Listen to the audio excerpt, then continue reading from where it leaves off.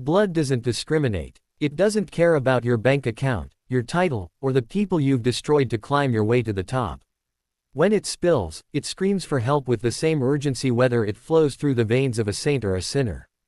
Marcus Chen understood this truth in his bones. It was the oath he'd taken, the promise that kept him moving through 12-hour shifts even when exhaustion made his hands shake. But on that rain-soaked Tuesday night, when the ambulance doors burst open and the gurney rolled past him in a blur of motion and shouting, he had no idea that saving a life would force him to confront the woman who had shattered his.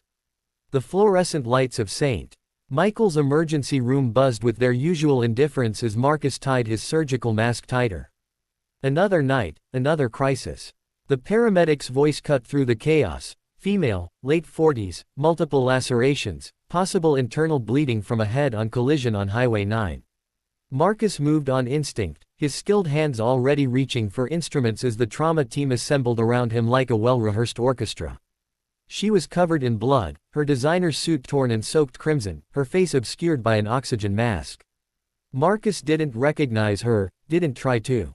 In this room, she was just another human being fighting to stay alive, and that was enough. His daughter Lily's face flashed through his mind, as it always did during moments like these.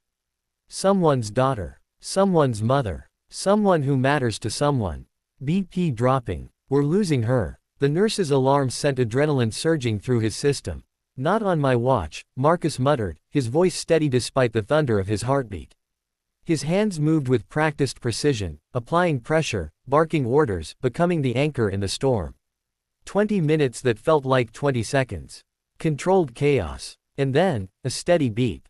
A stabilizing rhythm. Life, clawing its way back from the edge. As they wheeled her toward the ICU, Marcus finally saw her face clearly, now cleaned of blood. His breath caught in his throat. The surgical mask nearly slipped from his fingers. Victoria Ashford. The name alone made his jaw clench. 3 years ago, that name had been the signature on the letter that ended his career at Meridian Pharmaceuticals.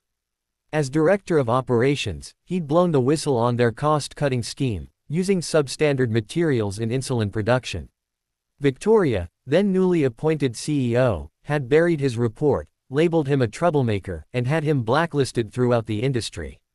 Overnight, Marcus went from a promising pharmaceutical executive to unemployed with a 2-year-old daughter and a mountain of medical school debt. He'd lost his house, his savings, nearly lost Lily to his ex-wife's custody battle, her lawyers painting him as unstable, unable to provide. He'd clawed his way back through night shifts as an ER nurse, rebuilding from rubble while Victoria Ashford's face smiled from magazine covers, celebrated as an innovative leader who'd increased company profits by 40%.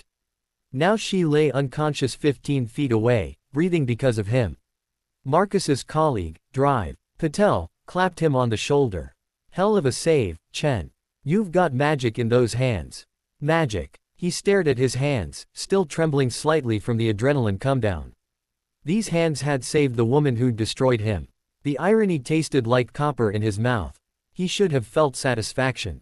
Victory. Something. Instead, he just felt tired. That night, Marcus drove home to the small apartment he shared with Lily, his mind a war zone. His daughter was already asleep, her babysitter dozing on the couch. He paid Mrs. Rodriguez, then stood in Lily's doorway, watching her small chest rise and fall. 7 years old now, she'd never know the house they'd lost, the life they could have had. She only knew this Marcus, the one who sang off-key during breakfast, who made pancakes shaped like dinosaurs, who read 3 bedtime stories even when exhaustion made his eyes burn. I hate her, baby girl, he whispered into the darkness. But I couldn't let her die. I couldn't. The next morning, Marcus returned to Fine Street. Michael's in an uproar. Victoria Ashford had regained consciousness. The media had descended like locusts, a powerful CEO's brush with death made excellent headlines. Marcus avoided her floor, but gossip traveled fast through hospital corridors. She was asking questions. Wanted to know who saved her life. Marcus, she's requesting you. His supervisor's voice held a note he couldn't identify. Room 407. He could refuse. Should refuse. But his feet carried him forward anyway, past the uniformed security, past the executive assistant typing furiously on her phone, Into the private room where Victoria Ashford sat propped against pillows, bandaged but alive. Their eyes met. Recognition flickered across her face, delayed, confused, then widening with something that might have been shock. "You," she breathed. "Me," Marcus confirmed, his voice flat. Silence stretched between them like a canyon. Victoria's hand trembled slightly as she reached for the water glass on her bedside table. Marcus noticed she couldn't quite grip it. Without thinking, his nurse's instinct kicked in. He stepped forward, helped her take a sip. "Why?" The word emerged as barely a whisper. "Why what? Why did I save your life?" Marcus set the glass down with deliberate care. "Because that's what I do. That's what I took an oath to do.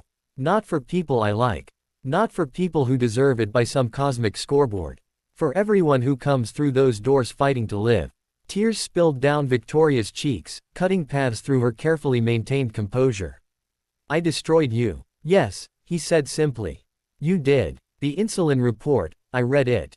After you were gone. You were right." Her voice cracked. 6 people died from complications. 6 people, Marcus. The lawsuits were settled quietly. And I got promoted because our quarterly earnings looked so good. Marcus felt something shift in his chest. Not forgiveness, not yet, but perhaps the first crack in the wall of his rage. "Why are you telling me this?" "Because you saved me anyway." Victoria's eyes held a raw honesty he'd never seen in the corporate shark who'd signed his termination papers. "You saved me knowing who I am, what I did. And I need to understand how someone holds that much grace." Marcus thought of Lily. Of the nights he'd held her while she cried for the house with the backyard. Of the food bank visits. Of choosing between medication and rent. But he also thought of the teaching moments, showing her that money doesn't measure worth, that integrity matters more than comfort. "I have a daughter," he said finally. "And I want her to grow up knowing that we don't become the people who hurt us. We rise above, not because they deserve our mercy, but because we deserve to be the kind of people who offer it anyway." Victoria nodded slowly, something transforming in her expression. "What if I told you I want to make this right? Money can't. Not money. Justice. Truth." She gestured to her assistant. "I'm stepping down from Meridian. I'm releasing all documents related to the insulin scandal. Your name will be cleared, Marcus. And I'm establishing a foundation, Patient Safety Advocacy. I want you to run it. Full salary, benefits, and the authority to prevent what I did from ever happening again." Marcus stared at her, searching for the manipulation, the angle. But all he saw was a woman who'd looked death in the face and found it clarifying. "I'll need to think about it," he said carefully. "And I'll need guarantees. Legal ones. Whatever you need." Victoria's smile was sad but genuine. "You gave me my life back. Let me try to give you yours." 3 months later, Marcus walked Lily to her first day at a new school, one in a better neighborhood, paid for by honest work at the Ashford Foundation for Patient Safety. Victoria had kept every promise. The scandal had erupted, her reputation shattered, but she'd faced it with a dignity Marcus never knew she possessed. They'd never be friends. Some wounds cut too deep for that. But they'd found something else, a mutual respect forged in the crucible of a second chance neither expected. "Daddy." Lily looked up at him with those wide, trusting eyes. "You seem happy." Marcus squeezed her hand, watching the morning sun paint the sidewalk gold. "I am, sweetheart. I really am. Because sometimes the greatest victory isn't in destroying your enemy, it's in saving them anyway and discovering that grace transforms everyone it touches, most of all yourself."